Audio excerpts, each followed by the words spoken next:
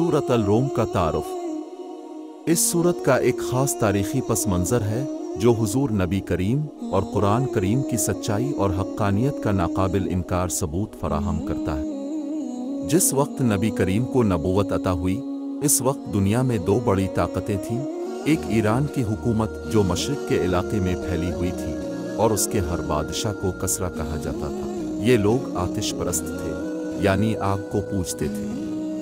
दूसरी बड़ी ताकत रोम की थी जो मक्का मुकरमा के शुमाल और मगरिब में फैली हुई थी। शाम, मिस्र, अलिफाशाई को चेक और यूरोप के इलाके इसी सल्तनत के मातहत थे और उसके हर बादशाह को कसर कहा जाता था और उनकी अक्सरियत ईसाई मजहब पर थी। जिस ज़माने में ये सूरत नाजिल हुई है, इस वक्त उन दोनों ताकतों के दरमियान शदीद जंग हो रही थी और इस जंग में ईरान का पल्ला हर लिहाज से भारी था और उसकी फ़ौजों ने हर महाज पर रोम की फ़ौजों को शिकस्त देकर उनके बड़े बड़े शहर फतह कर लिए थे। यहाँ तक कि वो बैत अल मक़दस में ईसाइयों का मुक़द्दस तरीन कलीसा तबाह करके रोमियों को मुसलसल पीछे धकेलती जा रही थी और रोम के बादशाह हिरकिल को जाए पना तलाश करना मुश्किल हो रहा था। ईरान की हुकूमत चूँकि आतिश परस्त थी, इसलिए मक्का मुकर्रमा के बुत परस्तों की हमदर्दियाँ उसके साथ थीं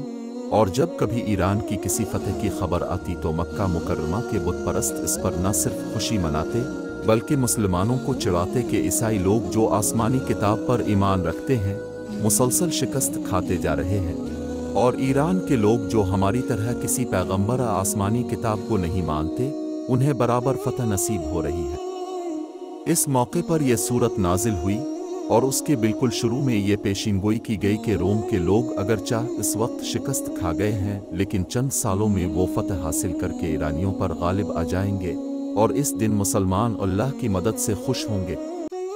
इस तरह इस सूरत के शुरू में बैक वक्त दो पेशीनगोइयाँ की गईं। एक ये कि रोम के जो लोग शिकस्त खा गए हैं वो चंद सालों में ईरानियों पर गालिब आ जाएंगे और दूसरे ये कि मुसलमान जो इस वक्त मक्का मुकर्रमा के मुशरिकीन के हाथों जुल्म और सितम का शिकार हैं, इस दिन वो भी मुशरिकीन पर फतह मनाएंगे। ये दोनों पेशीन गोइयाँ इस वक्त के माहौल में इतनी बईद अज़ क़ियास थीं कि कोई भी शख्स जो इस वक्त के हालात से वाकिफ़ हो ऐसी पेशीन गोई नहीं कर सकता था। मुसलमान इस वक्त जिस तरह काफिरों के जुल्म और सितम में दबे और पिसे हुए थे, इसके पेश नज़र बज़ाहिर कोई इम्कान नहीं था कि वो अपनी फतह की खुशी मनाए। दूसरी तरफ सल्तनत रोमा का हाल भी ये था कि उसके ईरानियों के मुकाबले में उभरने का दौर दूर कोई अंदाज़ा नहीं किया जा सकता था।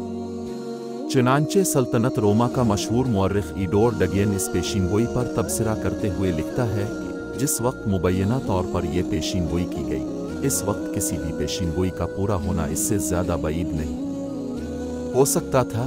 इसलिए कि कैसर हरकुल की हुकूमत के पहले 12 सालों में ये बात खुलकर सामने आ गई थी कि रूमी सल्तनत का खात्मा बिल्कुल करीब आ चुका है। Gibbon the decline and fall of the Roman Empire chapter 46 volume 2 p 125 red books b 38 University of Chicago 1990। चुनांचे मक्का मुकरमा के मुशरिकीन ने इस पेशीनगोई का बहुत मजाक उड़ाया, यहाँ तक कि उनके एक मशहूर सरदार इब्बी बिन खलफ ने हज़रत अबू बकर सिद्दीक रज़ी अल्लाह अन्हु से ये शर्त लगा ली कि अगर आइंदा 9 साल के दरमियान रोम के लोग ईरानियों पर गालिब आ गए तो वो हज़रत अबू बकर को 100 ऊँट देगा, और अगर इस अरसे में वो गालिब न आए तो हज़रत अबू बकर सिद्दीक उसको 100 ऊँट देंगे। इस वक्त तक इस किस्म की दो तरफ़ा शर्त लगाना हराम नहीं किया गया था। चुनांचे इस आयत के नाजिल होने के बाद भी ईरानियों की फतूहात का सिलसिला जारी रहा, यहाँ तक कि वो कैसर के पाया तख्त कुस्तुनतुनिया की दीवारों तक पहुँच गए और इन्होंने कैसर हरकुल की तरफ से सुलह की हर पेशकश को ठुकरा कर ये जवाब दिया कि उन्हें हरकुल के सर के सिवा कोई और पेशकश मंजूर नहीं है, जिसके नतीजे में हरकुल ट्यूनस की तरफ भागने का मंसूबा बनाने लगा। लेकिन इसके फौरन बाद हालात ने अजीब व गरीब पलटा खाया। हरकुल ने मजबूर हैकर ईरानियों पर अक़ब से हमला किया, जिसमें इसे ऐसी कामयाबी हासिल हुई जिसने जंग का पांसा पलट कर रख दिया।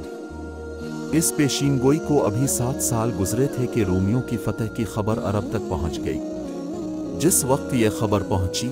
ये ठीक वो वक्त था जब बदर के मैदान में नबी करीम ने कुरैश मक्का के लश्कर को इबरतनाक शिकस्त दी थी اور مسلمانوں کو اس فتح پر غیر معمولی خوشی حاصل ہوئی تھی۔ اس طرح قرآن کریم کی دونوں پیشین گوئیاں کھلی آنکھوں اس طرح پوری ہوئیں جن کا بظاہر حالات کوئی امکان نظر نہیں آتا تھا، اور اس سے نبی کریم اور قرآن کریم کی سچائی روز روشن کی طرح واضح ہو گئی۔ اس وقت الفاب بن خلف، جس نے حضرت ابو بکر رضی اللہ عنہ سے شرط لگائی تھی، مر چکا تھا، لیکن اس کے بیٹوں نے شرط کے مطابق 100 اونٹ حضرت ابو بکر رضی اللہ عنہ کو ادا کیے، اور چونکہ اس وقت جوئے کی حرمت آ چکی تھی اور دو طرفہ شرط جوئے ہی کی ایک شکل ہے، اس لیے نبی کریم نے حضرت صدیق اکبر رضی اللہ عنہ کو حکم دیا کہ وہ یہ الفابند خود استعمال کرنے کے بجائے صدقہ کر دیں۔ اس پیشین گوئی کے علاوہ اس صورت میں اسلام کے بنیادی عقائد توحید، رسالت اور آخرت کو مختلف دلائل سے ثابت کیا گیا ہے اور مخالفین کی تردید کی گئی ہے۔